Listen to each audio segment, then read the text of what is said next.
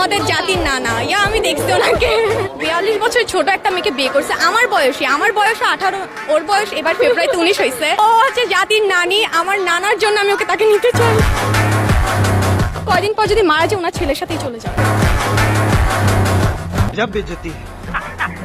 নতুন ছাত্রী স্কুলে, আমি কি ওদের স্কুলের ছাত্রী? আমি তাহলে নতুন ছাত্রী, অতিথির মতো।